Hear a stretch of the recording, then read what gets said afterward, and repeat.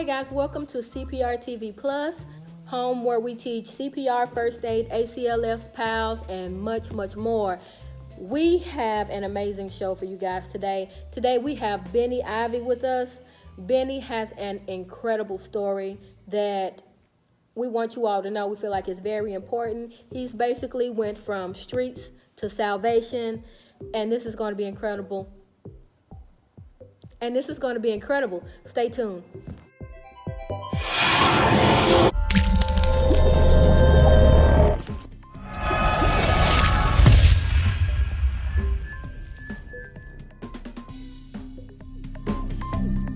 All right, guys, we're back. And like I said before, I'm with Ivey. And Hello. Benny has a story to tell. I'm going to let him tell his story, and then, and then we'll go back and forth. I'll ask a few questions, but I'm going to let him tell his story. What's happened? I want to know from where did your journey start? My journey started in South Jackson. I've always been what I refer to as a product of my environment, right? I come from a long line of drug addicts and outlaws. Well, until I was 9 or 10, I stayed mostly with my grandmother. We called her Granny, and Granny, she kept us shielded from a lot of stuff that our parents did. The weed and alcohol, that was an everyday thing, you know what I mean? That was normal life where we're from. But she made sure that the cocaine and the crystal meth and the heroin and the opiates and the benzos and all that hard stuff was hidden from us. She kept me in church and in school, and she built me a solid foundation of the beliefs that I have today. I am a Christian. I believe in the mercy and grace of my Lord and Savior, Jesus Christ. And if it wasn't for my granny, then those roots probably never would have been planted. Right. You know, so I really appreciate it. But she died when I was about 9 or 10. And I'm going to try to make this a short version because I can get long-winded on my story, you know what I mean? She died when I was about 9 or 10, and I moved in with my parents. And I like to let everybody know when I'm telling my story that I've always loved my parents. I always will. They're both gone now, but some things just, the true essence of somebody can't be completely out there unless you're completely honest, you know what I mean? Absolutely. But my parents introduced me to a life of drugs. From the time I was younger until I got older. I mean, when my grandmother died, I moved in with them. I went from making straight A's to barely skating to the 7th grade, and then failing from there on out. The drugs wasn't hidden from me anymore. I remember at 11 years old, my uncle barged in the bathroom on me while I was sitting on the toilet and told me to turn my head. And I turned my head, but he didn't pay attention to me, and I watched him pull out his spoon and his drugs and his needle. I watched him mix it up right there at the sink and insert the needle in his arm. And when he got through, he splashed water on his face and smashed back out the bathroom. Wow. Scared me to death, you know what I mean? But from that moment forward, that became normal life around my house. The weed and alcohol was nothing compared to everything else that started popping up. At 15, I quit school, and I hit the streets with my uncle and my brother, and we broke into houses, robbed drug dealers, just stole anything that wasn't tied down so that my family could smoke crack. And I'm talking about my mom, my dad, my uncles, my aunts, my brother, just my whole family. And from there, it just went downhill.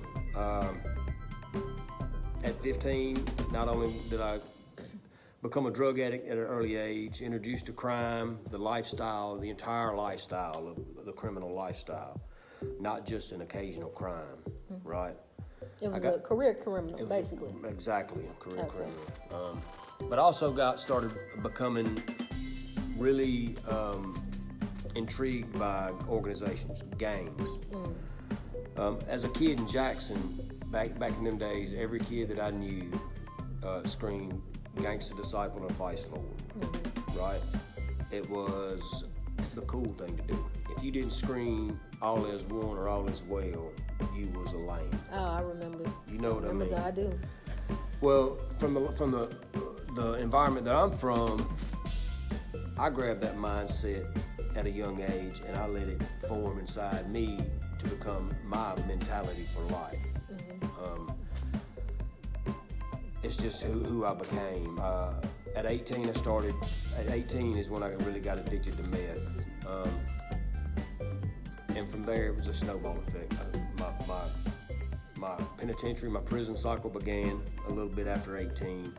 And I began to go to prison. I began to catch charges as an adult. I caught some burglary charges and an aggravated assault charge and ended up in prison at 21 years old. And from there, I went to prison 4 times, almost a fifth, 11 years total in the custody of the Mississippi Department of Correction. I climbed the ladder of, I got blessed, is what we called it, into an organization by the name of the Simon City Royals back in '99. And from there, I climbed the ranks of that organization. By 2008, I was the highest ranking Simon City Royal in Central Mississippi with over 150 members coming to meetings on the streets.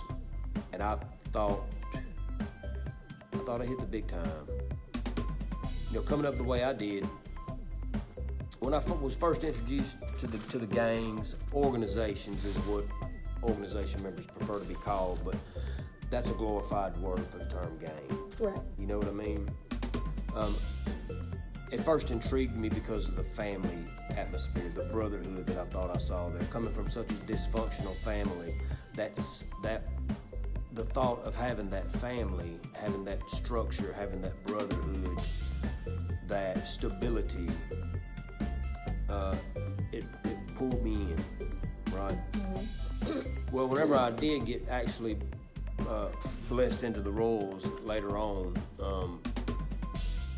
I wanted to gain rank. Mm-hmm. You know what I mean? So what comes with that when you say gain rank? What's the difference between like somebody that's just coming through the door and somebody that has made it up against the ranks? That person just coming through the door hadn't paid his dues yet. Mm-hmm. I was royal a long time. When I first got put down royal, I made a point to memorize as much literature as I could, because that's one thing about gaining rank is having the knowledge of the organization. I memorized 50 pages of Simon City Royal literature in the first month that I got blessed in. And you just climb the ranks. Over time, you become respected for the different things that you do for the nation. You know, most of this was in prison. Mm-hmm. You know, so there's no telling how many times I had to put my boots on and carry a knife out on the yard because some of my brothers might have got into some mishaps in another zone or something, or just doing things that other organization members feel like you deserve respect for doing. Right. You know what I mean?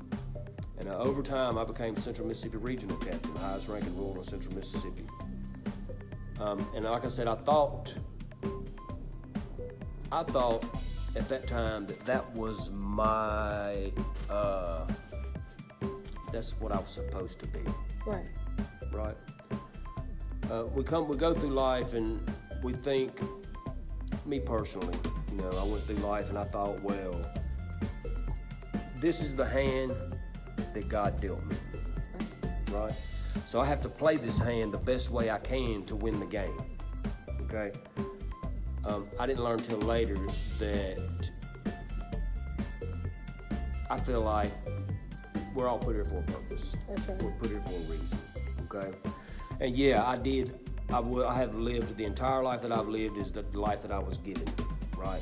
But it's according to what we do with that life. That's true. You know what I mean? God has something planned for each and every one of us to do with the life that He's given us. It's up to us to figure it out.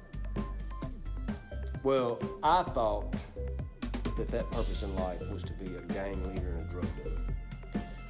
Why God would give me such a life to live, I didn't know. You know what I mean? I was one of those people, like I said, my grandmother introduced me to Jesus at a young age.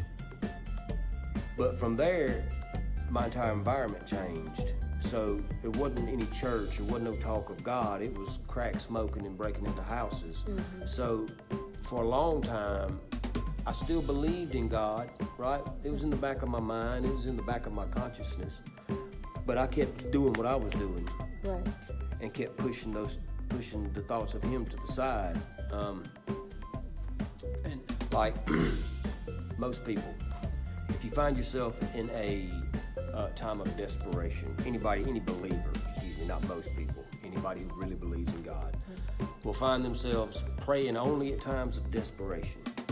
You know what I mean? Oh, Lord, how am I going to pay this bill? Dear God, please help me pay this. God, please help me make sure I got food on the table. Right. Or, in my case, Lord, please don't let me get 30 years for breaking into this house. Lord, please don't let me get thrown away, or, you know what I mean? Right. So, and then after he does it, then we put him back on that back we put him burner. back on the shelf, Right. and then we continue to do what we're doing.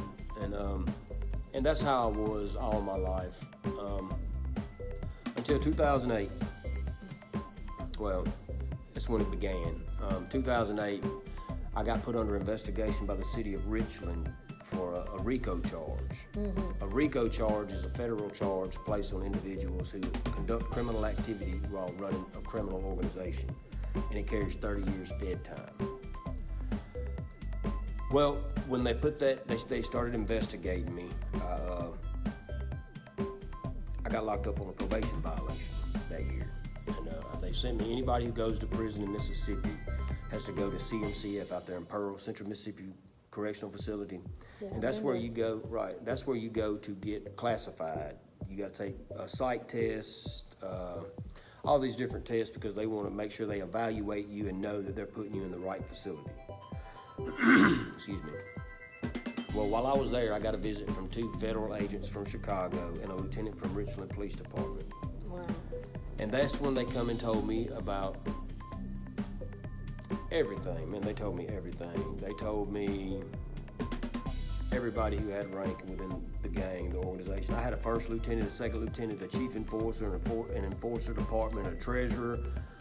They knew everybody's name. They knew where everybody lived. They knew, at the time I was selling drugs, they knew who I was getting my drugs from. They knew who I fronted it to. They knew how much I sold my drugs for. They told me outfits that I wore to the drug man house. Wow.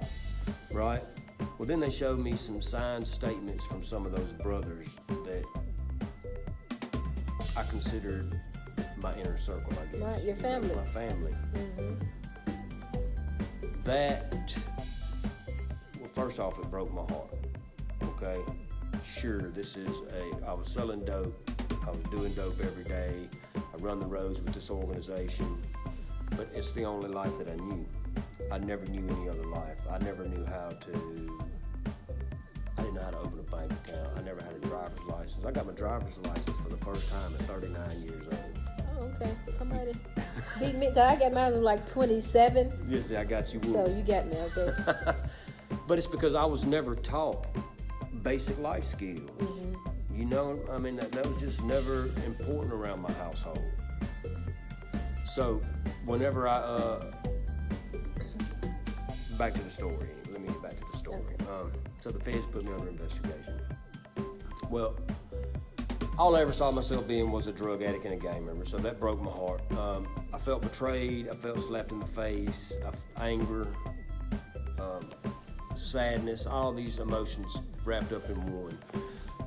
And one thing that was obvious was the fact that I just couldn't trust the people that I was around anymore. So I was forced to step away from the organization before I ended up with a 30-year prison sentence. And at the time, I thought that I was mad about having to do that. I was angry that I had to step away from something that I worked so hard to build. But it was a blessing in disguise. Mm-hmm. You know, that the way it happened is one of what I call God moments. Right. A God moment is something that I call when God intervenes in your life to be sure that His will be done in your life. You know what I mean? And that's what that was, man. He made sure that was the first step of putting me on the path of the purpose that He has for me, was getting me away from the organization. Now, I got out of prison after that probation violation, and I no longer screamed royal. I no longer claimed affiliation with the organization, but I was still a drug addict. Okay. So my quality of life didn't change. I was an intravenous meth addict from the time I was 18 until I was 34. So I was still in the middle of that, still deep down in the pits of addiction. So I got out of prison, and to fill the void, I guess, that was left by removing me from the organization, I saturated my life with meth.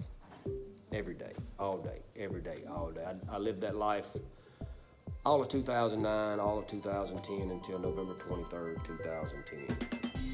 That's the last day I ever laid eyes on crystal meth. So what was the breaking point?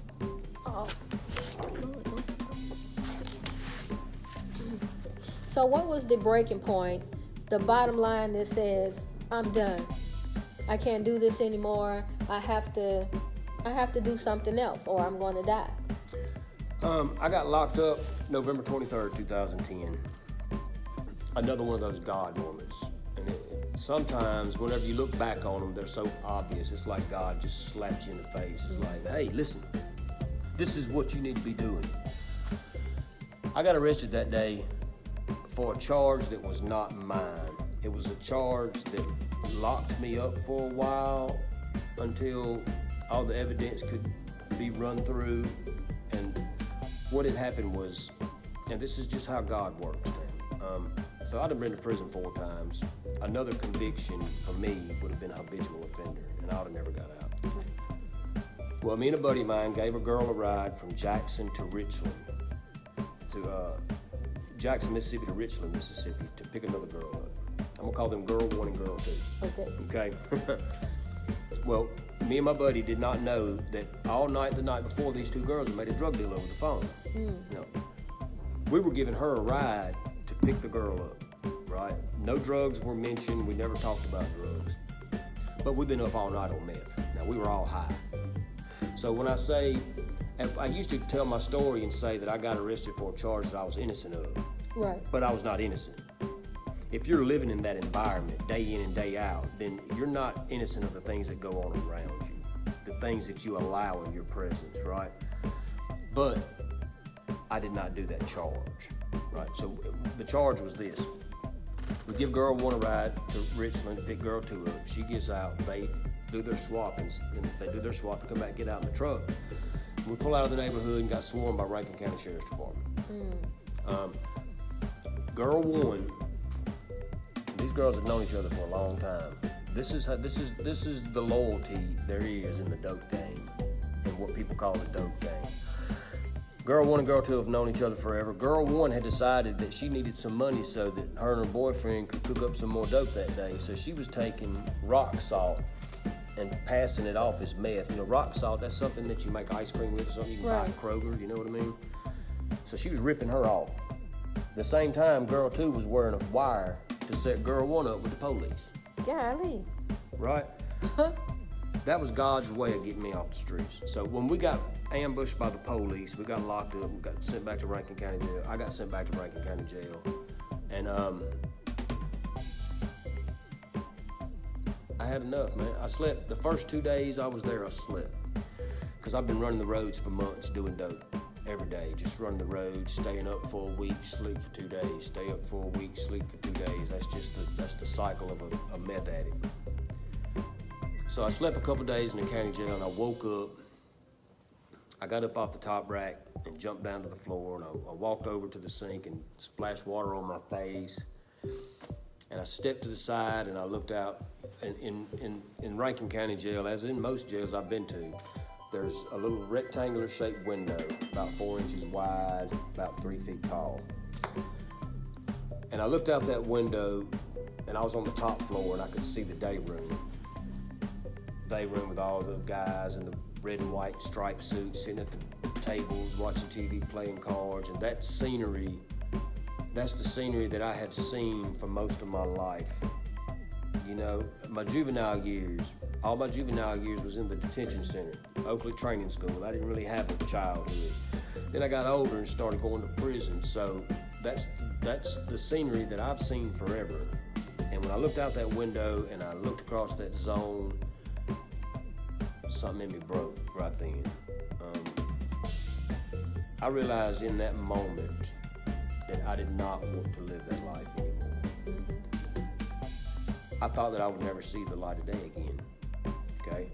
When you gotta understand, when they arrested us that day, I didn't know what I was being arrested for. Me and my buddy didn't know what had happened. We didn't know what went down until we got to the jail, and they told us that we were under arrest for possession conspiracy to possess a controlled substance, conspiracy to deliver a controlled substance, and possession with intent.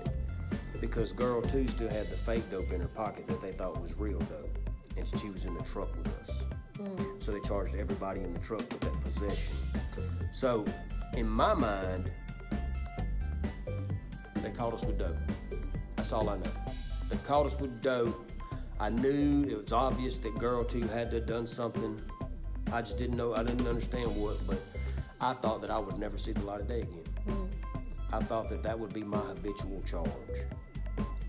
And I didn't want that, man. That fear of being thrown away for the rest of my life, God knew that I needed that fear. God knew that I needed to feel that fear. And I got on my knees right then in that cell and I begged God. I cried. I begged him to take the addiction from me. I begged him to remove me from the environment that I've been living in. I begged him for one more chance in life. And I promised him that if he gave me that chance, I'd never let him down. Well, I stayed in the county there. He didn't snap his fingers and let me out. That ain't how it works. Right, yeah, right? You got to deal with that a little bit. You got to deal with it a little bit. I stayed in the county 8 months. Well, while I was there, I began to write my life story. I began to just write my life down on paper. And as of now, I've handwritten like 1,200 pages. I'm on the verge of finishing my manuscript. But the more I wrote, the more clearly that I could see that, first of all, God has always had my back. I've been in some hairy situations, Alexis. I've been in the middle of big bangings in Greene County and Parchman, like the one that just went down a couple weeks ago. You know what I mean? I've been in some serious situations. I've been in the bathroom shooting dope. Just never know. You know, he's kept his hand on me. He's kept me alive. He's kept me safe. He's been there the whole time, and it was just obvious the more that I wrote. But also, the more that I wrote, I could see that it was up to me to break that cycle. That's right. You know what I mean? Everybody in my family were drug addicts and outlaws, bikers, organization members. Everybody in my family, man. And I could continue to live that life and go down the path that they've gone down and die or be in prison, or I could do something about it. And I decided to do something about it. I stayed there in the county 8 months, and for the first time in my life, Rankin County sent me to drug treatment, right? I've been to prison 4 times and I've never been offered rehab. They sent me to prison every time. Oh, wow. This is my 5th time, and it was all about rehab. Because God began working in my life. I firmly believe that. So July 2011, I got sent to treatment in Jackson, rehab called Common Bond Treatment Center. And there I just began to take the proper steps that I needed to take to start building a life for myself. And I mean build a life for myself. I didn't have nothing. I didn't have a car, I didn't have a house, I didn't have a home, I barely had clothes. So I was starting 100% from scratch. Didn't have a driver's license, never had a bank account, a steady job, didn't know how to get up and go to work every day, you know. People take for granted that that's just automatic, that people know how to do that, and it's not. But in a way, you kind of did. So the way that I'm hearing you talk about it, as far as being in this gang, and you're going up on these different levels, and then you make regional manager, I had no idea there was even that much involved as far as ranks and regional this. I mean, that's basically the same thing you would do if you worked. You're right. And you went up the ranks. So It's the same principle, but just, just dealing with criminal activity. Right. I think it was the whole, what I had to get used to and what I had to teach myself to do was the actual getting up and going to work. Indeed. You know what I mean? Mm-hmm. It's a whole lot different from kick back, getting up when you want to, smoke some blunts, just do this, do that to gain rank in an organization. But whenever you have to actually get up and go to work and learn something, because somebody like me with no education, I dropped out in 9th grade and got a GED. Mm-hmm. And the only education I had from that moment forward was the Mississippi Department of Corrections. You know what I mean? So, as a child, my parents, I broke into houses so that they could smoke crack, but my dad did teach me how to read a tape measure. He did teach me how to use a miter saw and how to run crown molding and baseboards, you know what I mean? So he began in me what I needed to learn my way around a job site. So when I got to rehab, I had to, now, and keep in mind, now I was a kid when my dad taught me all this. So I'd done a little bit of it throughout my life whenever I got out of prison here or there, but I might have kept a job a month. Then I'd lose the job and I'd start slanging dope. So that's all I knew. Quick money. Quick money that never lasts. So in rehab, I met my wife, Christina. I met my wife and her daughter Natalie. And I just began to, like I said, make the proper steps to build a life for myself. I had to actually kind of, what I called it, wooing her. Indeed. She wouldn't, look at me, look. I mean, I'm covered in tattoos. You know, I'm obvious. Most people around Jackson know who I am when it comes to organization, gangs. And here I am in a drug treatment center trying to woo this pretty blonde medical student, and she wasn't having it, but I won. Indeed, you did. You're married, so yeah, you won. So I met her, and I got a job. I got these guys, gave me a job in rehab, gave me a shot. That was October 2011. Here it is, January 2020, and I got the same job, and I'm a co-partner of the business. So my life completely turned around when I got to that treatment center, and I made a promise to God that I would never let him down, and I meant it, and he knew that I meant it. So what I'm seeing is basically you've gone full circle. From your grandmother teaching you about God to you going through the whole thing with the gang, and you went there basically looking for family, just to find out that the loyalty you thought you had there, everything was basically a big deception. Right. And so when you got past that, you've gone right back around to what your grandma taught you. That's right. So that's where we are now. That's where we are is now. We're living in your, what I want to call it? Your roots. Right. Basically. So you've come all the way back to your roots, and you're doing what grandma said. That's right. That's right. And we all know grandma's always right. I know mine was right. I promise you mine was right. Bless her, Lord. She, you know, especially when it comes to that, because that's where I got it from. Yeah. And at that time, my family, we weren't going to church, but I would always go with her. And so even when I stopped going to church and I was out in the streets and doing all the stuff I was doing, at the end of the day, it always came back to what grandma taught me about God, and then starting to seek him for myself. So I definitely understand that concept. I mean, that's crazy, but you know, that's God, and that's how he works. That's right. And you know, when you have that basic understanding of who he is, you know, we go out there and we do what we do, and we go in the streets and we ask for forgiveness, and we do it again and ask for forgiveness. But at some point, he's going to say, hey, it's time to come back. It's time to come on for real.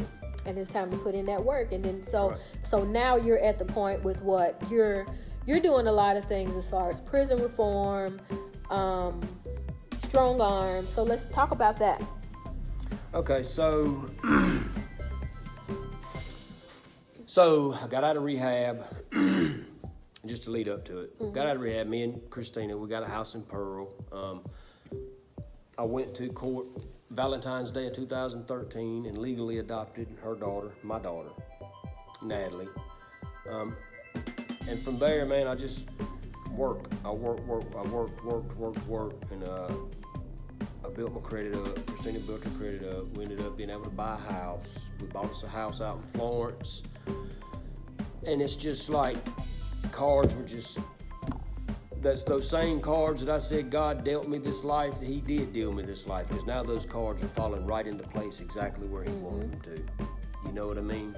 Well, like I said, I began writing a book about my life story. Well, I put it on Facebook a couple years ago, just to kind of get an idea from some people, you know, what's my next step? Anybody got any connections? What do I do about getting it published? And this lady named Donna Ladd, she runs the Jackson Free Press in Jackson. She contacted me, and she wanted to do some stories on me.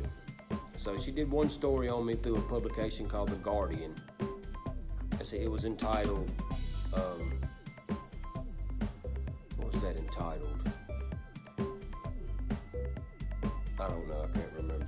But it was in The Guardian. It was about the rise of white gangs in the South. That's what it was about. Okay.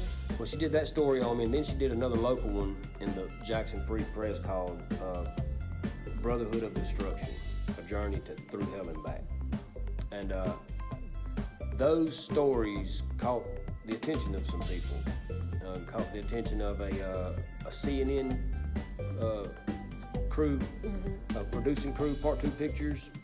They came down and recorded me and featured me in an episode of This Is Life, hosted by Lisa Lean. They also got the attention of some people in Jackson. Mayor Lumumba, he's the mayor in Jackson. He's got a sister by the name of Rukia Lumumba. And Rukia is the director. Rukia and Tarun Moore, they are the co-directors of the People's Advocacy Institute in Jackson, which is really, it's an organization. It's a voice for people who feel like they have no voice. Okay, they do a lot of activist work. They do a lot of like the prison reform. They're doing a lot of electoral justice work and stuff like that. Well, anyway, I had told Donna Ladd that I wanted to get a group together. I wanted to get a group of men and women together because I felt like God put it on my heart, put the mission on my heart to do something with our youth, our young people. Because I can see myself as a 15-year-old sitting in the Hines County Detention Center on burglary charges on my way to Oakley Training School. And I just wonder if somebody would have been able to grab my attention back then, would I have lived the life that I've lived? And on that same thought, like I said, I think I lived my life for a purpose. That's right. But I think that purpose is to keep other kids from living this life. Okay. So I told Don I wanted to get a group together. I wanted some retired organization members. I wanted retired drug dealers. I want people that had been to prison and been able to turn their lives around, that wanted to go with me places and talk to kids. And I had no idea how to get anything like that started. I think a lot of people in our country want to do things, but have no idea how to get started. That's right. You know, we don't know how to, you see stuff, oh man, I wish I could help those people, but what do I do? And I was in that category, and that's in that mind frame. But I knew Donna, she owned a publication in Jackson, and she's interviewed thousands of people, and she knew people, she had connections, so I took it to her and asked her if she might could hook me up with some people that might have something like that in mind. And I never knew that there was an actual entity in New York and Chicago, New Orleans, a bunch of different cities across the country called Credible Messengers. Okay, and what Credible Messengers is other men and women like me who have lived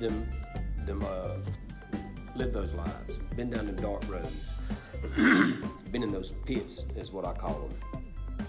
But they've been able to climb out of those pits, and they want to turn around and lend a helping hand to the next people climbing out, right? So that's what a credible messenger is. Well, come to find out, it's just like I said, God was turning those cards over at just the right time. You know what I mean? Because I took that to Donna, and it wasn't a couple weeks later I get an invite from Rukia Lumumba to attend a closed city hall meeting in Jackson. And there was me and about 15 other people there, and I was included with a group of people known for wanting to make changes in the community. And I sat there at first in that city hall in awe at the fact that I would be included in a group like that. I've always been looked at as this drug addict, gang member, white trash, good for nothing. But now here I am sitting in the city hall with a group of people that are known for helping the community. And we heard some people talk that day, introduce this stuff they got in New York called Cure Violence. And it's looking at violence through a different lens. Now let me backtrack just a little bit. And I'm saying this for the audience because we know how bad Jackson's got, okay? Jackson is if this is for anybody that's not from around here, YouTube is international, you know, so anybody will watch this. But Jackson, our capital city, has gotten so bad. Last year, there was 84 murders in Jackson. So everybody's shuffling for solutions. The police, they wanted to patrol more, right? They wanted to shake some people down and stuff, but has that ever worked? No. It's never worked. It just makes things worse. It builds animosity and makes things worse.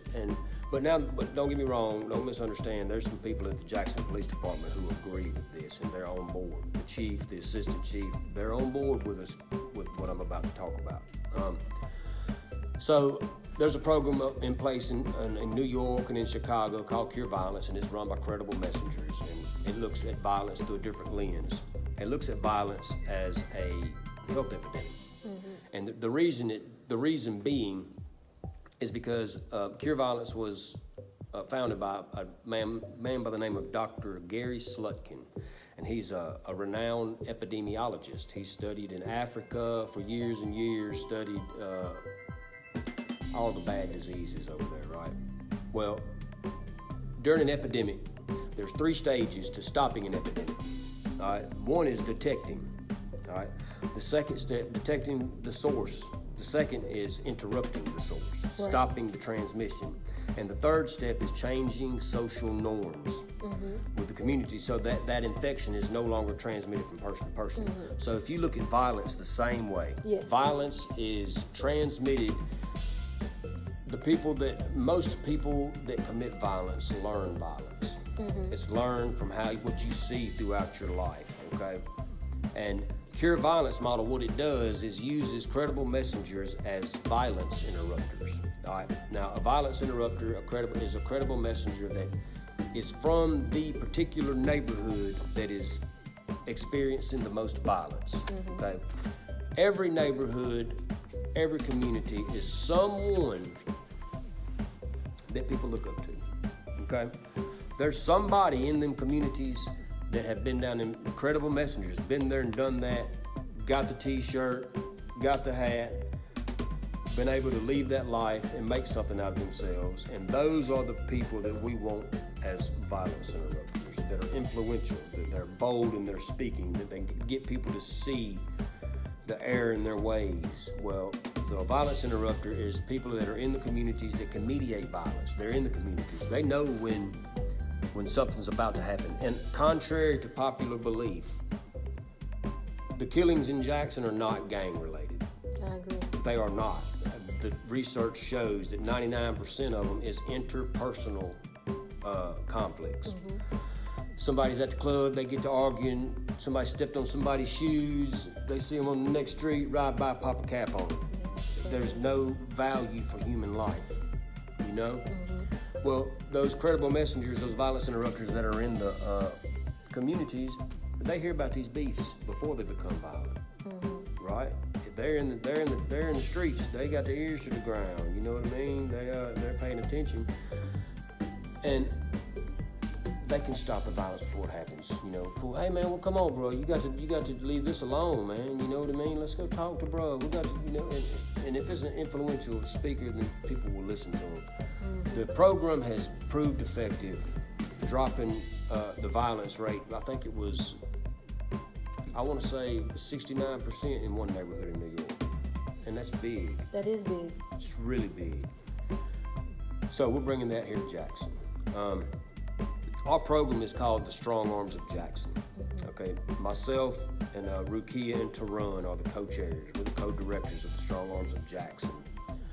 We have some other men and women on board with us. We have Well, we have a planning committee that consists of probably 50, 60 people, but we have a core group of credible messengers. We have John Knight, Albert Coleman, Marcus and Trayana Landfair. We have Valencia Robinson, Desmion Thomas, Jason Page. These are all people that have been in organizations, been in prison or been on drugs, but have learned the error in their ways, and they're living the right life, and they want to help other people not to make those same mistakes. So we're going to be implemented here really soon. By February, we'll be working, for the past 2 years, I've been going to the Rankin County Juvenile Detention Center, working with those kids there, those boys there. Right. And we'll be starting at Henley Young Youth Detention Center here in February in Jackson, working with those young people there. I started this past week at Brentwood Behavioral Center in Flowood, and when I went in there and spent a night with those young men. The difference between those young men and the ones in Rankin County Juvenile Center is in the Rankin County Juvenile Center, I go there, I go every Thursday, and I go in 1 week and I'll see some familiar faces and see some I don't know. The next week it's a whole different crew because they're in and out. Right. In and out. Where at Brentwood, when they go there, they're there for up to 8 months. Yes. So you can see the difference in eagerness. I saw a room full of eager young men that did not want to be there, that wanted to see a better life, wanted to know how to pursue that better life. And that's the whole mission for our Credible Messenger program. Mm-hmm. We want to change social norms, maybe build a new peer group, show these young people that they don't have to be products of their environment, that they can choose to live a better life, and show them how to get that. With our program, we'll be mentoring, but we got to have a big budget. Rukia's wanting a big budget. She knows how to plan programs. She's the lawyer, she's the brains, you know what I mean? Because we're going to have resources in place to where if we interrupt someone's life, we can help them.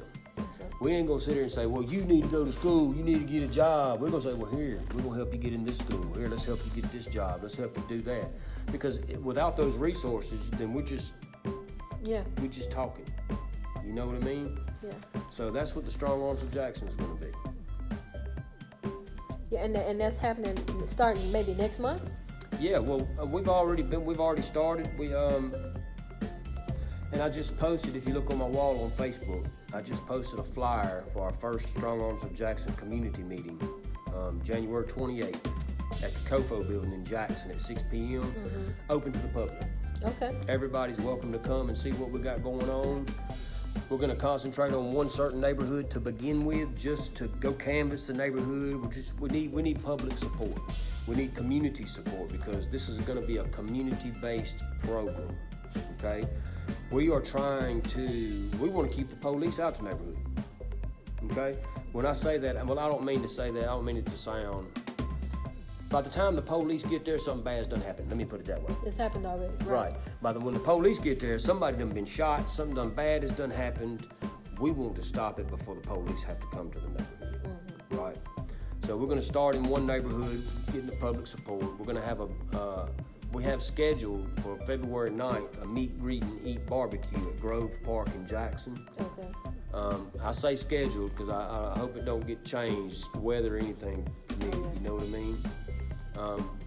But it's going to be a community-based program, man. It's all hands on deck. So everybody's invited to the meetings. Everybody's input is valuable because no one person has the answer for an epidemic like that. Yeah, and it's going to take everybody. That's the big thing about it. It's going to take the community. Mm-hmm. It's going to take the community to bring everything back together. You can't just rely on the government or rely on the police. Everybody has to do their part. That's right. And a lot of that, it's just kind of respecting and loving each other. That's right. Because without that, then you have all the anger and the violence and just the little malicious stuff, like you mentioned about somebody stepping on somebody's shoe. It's just little dumb stuff. That's crazy because all you have to say is, hey man, excuse me. Because 99.9% of the time, it's not on purpose. That's right. Especially if you're in those environments, whether it's a club or somewhere crowded. We understand you spent a lot of money on your shoes. They get scuffed. They're shoes. Don't wear them to a tight club. Don't hold them. So I get it, but you can't expect to go in those type of places and stuff like that don't happen. But, you know, we have to be more forgiving of each other as far as the little stuff, you know. Right. That's right. And it takes me back to the old saying that it takes a village to raise a child. Indeed. This day and age, we got some young people that have no value for human life. So you have people in the neighborhoods that are scared to even put their nose in other people's business. I remember when I was a kid, I was raised how I was raised. It just is what it is, right? But like I said, until I was 9 or 10, I was mostly at my grandmother's. And where she lived at, there was a neighborhood behind Metro Center in Jackson. And better not nobody in that neighborhood better saw me doing nothing wrong. Yeah, that's how I grew Because up. they finna snatch me up, take me to Granny's. They might have put a belt on me. Mm-hmm. Yeah. Because that was in the days of the village raising the child. Mm-hmm. This day and age, people are scared to do that. That's right. Because they don't know what's going to happen. We want to get it back to those days. Get it back to where the whole neighborhood is involved in everybody's life. We don't have to worry about violence. We don't have to worry about somebody shooting somebody. You know what I mean? Because that's not how we're supposed to be living. That's true. Where are we? 46 minutes? We've been talking that long? We've been talking. I mean, you know, that's just what it is. It gets good like that sometimes. No, that I'm must hoping. All right. So, well, guys, that is all we have for y'all today. I'm so glad Benny came through. I got a lot of information that I didn't know about, especially about gangs and different things like that. And so I'm hoping that this message reaches a lot of people, and y'all get a better understanding of the type of life that he's lived and people like him live. Because I know I have. I've never been in a gang. I've been, I heard about them and I knew, what kind of gangs there were. But as far as like just the intricateness of it all and the levels and the hierarchy and all of that, I had no idea. So don't forget to like, subscribe. Let me do that again. I know. What's the other one? Like, subscribe, and what else? And share. That's what it is. So, guys, don't forget to like, share, and subscribe to this station that is CPR TV Plus, and we will see you guys next time.